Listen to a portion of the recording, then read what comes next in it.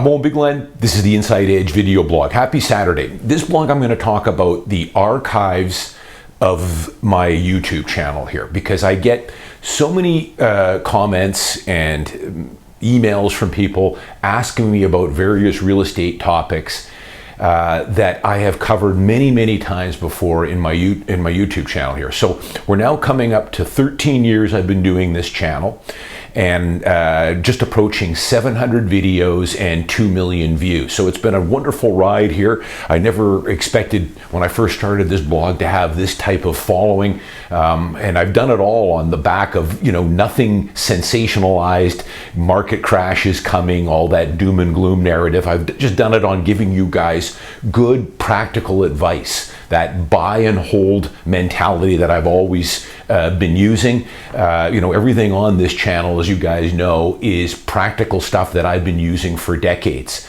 Nothing fancy here. Buy your principal residence, hang on to it. Maybe down the road, move up to something bigger and better.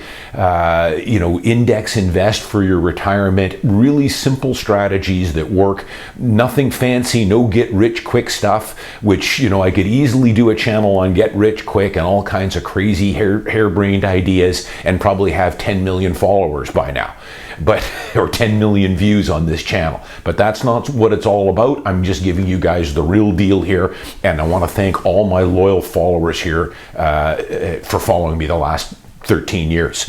But want to talk about the search feature on my YouTube channel. So a lot of people ask me about different topics, and I direct them to go into my archive. So YouTube now, Google has really improved, I've noticed, the search feature on YouTube.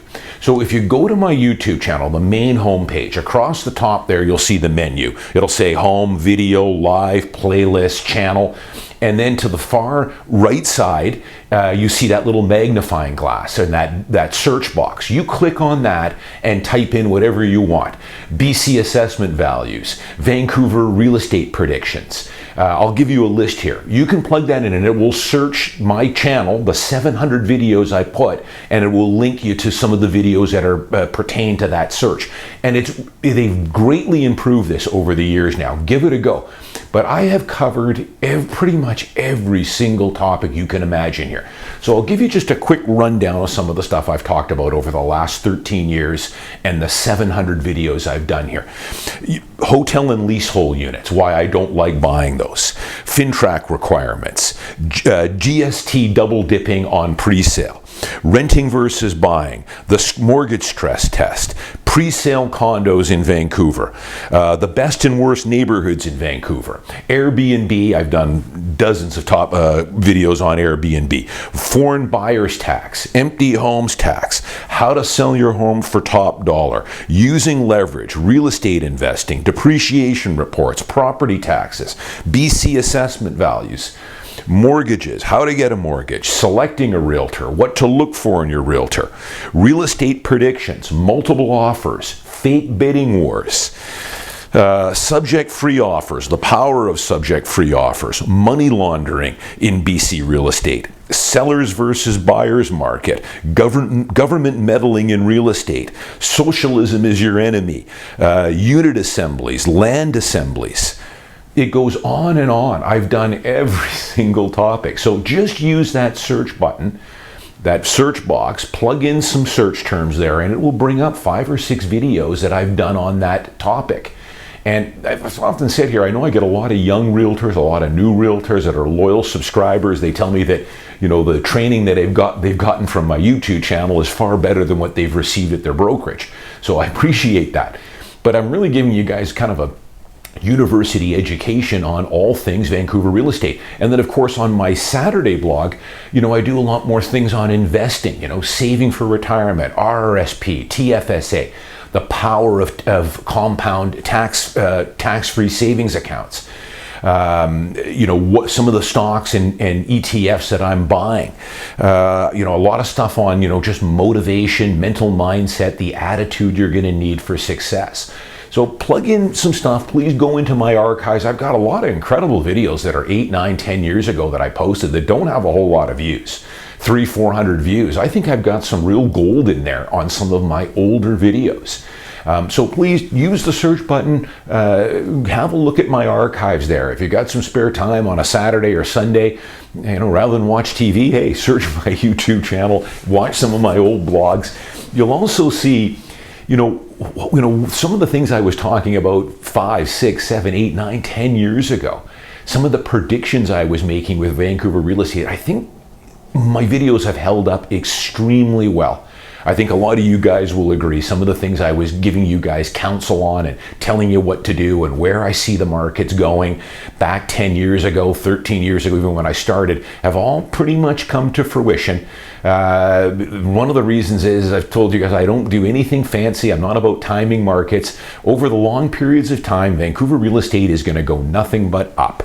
Take a look at a 50, a 60-year graph of Vancouver real estate, and it's just a straight line up. Now, if you look closer at it, you're going to see some down years where it's down, some years where it treads water for a few years, takes another dip down. But when you back away from it, it looks like Mount Kilimanjaro. It's the same thing with the S&P 500 or the Dow or the TSX.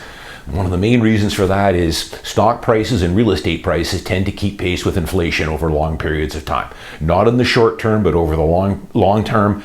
The cost to secure land and build a home, and the wood and the glass and the rebar and the concrete and the insurance and all that stuff goes up over time with inflation. And it's passed on in the form of higher prices, whether that's in equities or in real estate.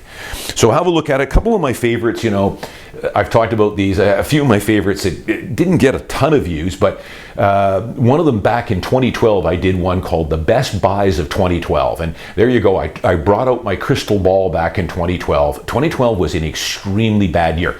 That was probably the last really heavy buyer's market we had. We don't get buyer's markets very often in the Lower Mainland here. For the most part, I would say 70% of the time we're in a seller's market, very little inventory. That's never changed and never will. Most of the time we'll be in a seller's market. Occasionally we'll dip into a balanced market, and then once every 10 years, 1 year out of every 10 or so, we get into a buyer's market. They usually don't last very long. The one in 2012 didn't last very long, but it was such a strong buyer's market that I put my money where my mouth was. Go back and look at that. It was called Best Buys of 2012. I took about 15 properties in Vancouver and Richmond, some of which that I had bought on the buy side, some of which I wanted to buy. Maybe perhaps put an offer in on it, wasn't able to get it, but I gave you the exact addresses, the list price, and the selling price in the comment section. And I said, have a look at these in 10 years. The buyers on all these homes are going to do incredibly well. And little did I know, 5 years later, they were already skyrocketing up. As a matter of fact, in 2013, the market turned and those homes I listed already looked like bargains. But with those homes, you can look them up now and see what the value is on them now. Every one of those purchasers, some of them were condos, some of them were detached homes, townhomes. They would all be millionaires now from that purchase. They would have over $1 million capital gain. A couple of the homes I had on the west side, Vancouver and Richmond, you're probably up $1.5, $2 million from 2012 from the purchase price. Another one of my favorites, I did a blog around that same time on buying Apple shares. I had bought a fairly large transaction of Apple. At the time, Apple, now you got to remember, I think I paid $385 for the shares, but remember, Apple's had multiple splits since then, a 7-for-1, an 8-for-1. I still get guys that comment on that thing saying $385. Yeah, you're down now because Apple's trading at $170. Total morons. Little do they know, I've had a 7-for-1, an 8-for-1 split. I'm up over 1,000%. And I stated in that channel, I said, hey, I don't know what Apple's going to do in the short term, but I think at the current price I'm buying these at, I think it's going to look pretty good. And it was. I'm up, it's a 10-bagger for me. Biggest position I hold now is Apple. But have a look at some of the stuff in there, what I was talking about 7, 8, 9, 10 years ago. I think it's held up pretty well, and some of my predictions there have held up pretty well as well. Final thing I'll just tell you quick here on Saturday here.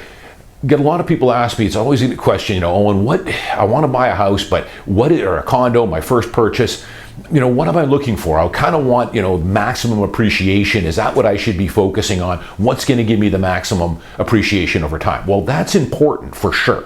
That's probably a close second. But I've always advocated or always advised my clients that I think when you're buying your first home, you should buy a home that in a neighborhood and an area that you want to live in. It doesn't do you much good to buy way out in the boonies somewhere because you think, hey, I'm going to get an extra 5% appreciation on it over the next 10 years.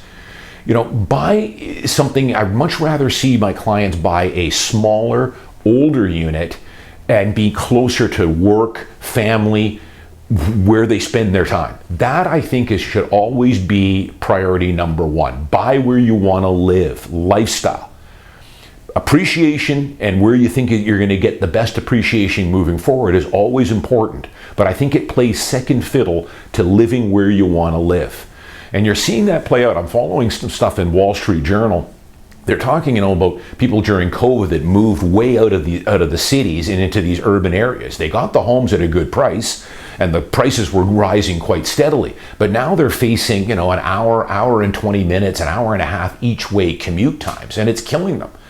So I've always advocated buy where you want to live. That's the most important first priority. After that, we'll look at things like appreciation potential, of course, and the stratas you're buying into and all that important stuff. But I'd say buy where you want to live. Where do you work? A close commute to work, or maybe you can walk to work or ride your bike.